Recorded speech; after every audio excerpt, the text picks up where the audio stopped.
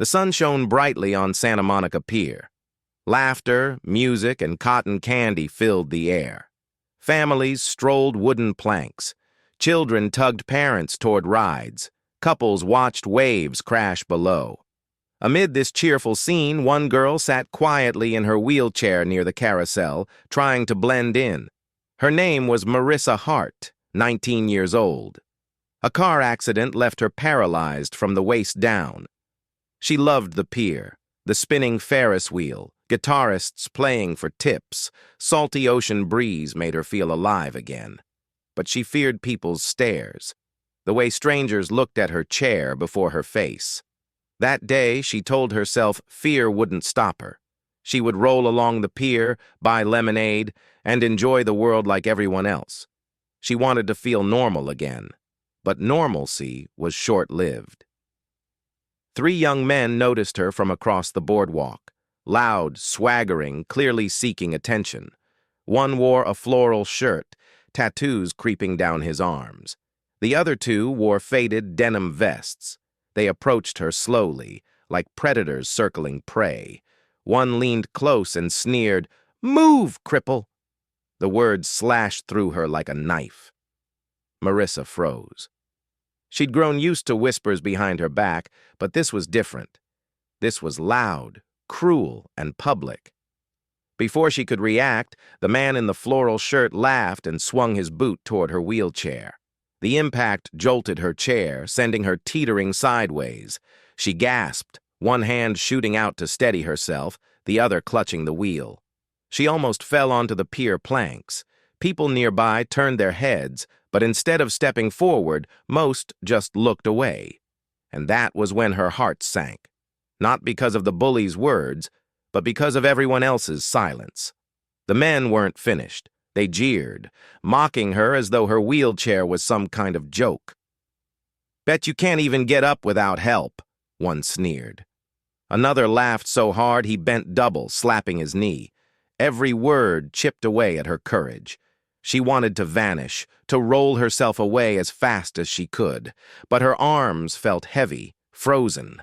Then something began to shift in the atmosphere. At first, it was the sound, a deep, steady rumble that vibrated through the pier planks. The laughter of the bullies faltered as heads turned toward the street leading to the pier. One by one, motorcycles rolled in, chrome glinting under the California sun. Black leather, polished boots, tattoos that told stories of lives lived rough and raw.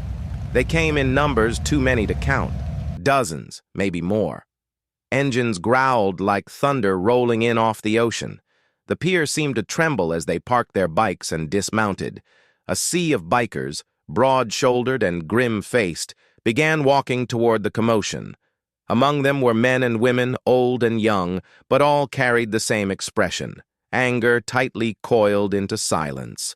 The bullies, once so loud, suddenly grew pale. The man in the floral shirt dropped his mocking grin. His eyes darted left and right, searching for escape, but the bikers closed the distance too quickly. The boardwalk crowd had grown hushed, all eyes now fixed on the scene unfolding. The once busy pier felt like the stage of a movie. A wall of leather and steel approached, their boots striking the wood in unison. The leader, a towering man with a silver beard and calm but furious eyes, stepped forward until he was just a few feet away from the bullies. Without a word, he folded his arms, his glare so sharp it could cut through bone. Behind him, the rest of the bikers fanned out, forming an unbreakable barrier around Marissa. The bullies shuffled backward, suddenly so small, their bravado evaporating in the face of this silent army. No one laid a hand on them, but the message was clear. You will not touch her again.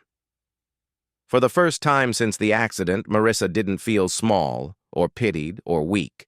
She felt protected, important. She felt seen. The bikers didn't raise their voices. They didn't need to. Their presence alone was enough to shift the balance of power. The bullies, realizing they had become the villains of their own show, stumbled away, their shoulders hunched, muttering curses under their breath. And then, the most incredible thing happened. The leader turned to Marissa, his stern expression softening. He crouched slightly so he could meet her eyes at her level. "You're safe now," he said gently. His voice was low, gravelly, yet filled with kindness. Marissa's eyes welled up with tears she had tried so hard to hold back. She nodded, unable to speak. Around her, the bikers smiled and gave her thumbs up, some resting their hands on her chair in quiet solidarity. They didn't see her as broken. They didn't see her as a burden. They saw her as someone worth standing up for. The moment stretched into something timeless.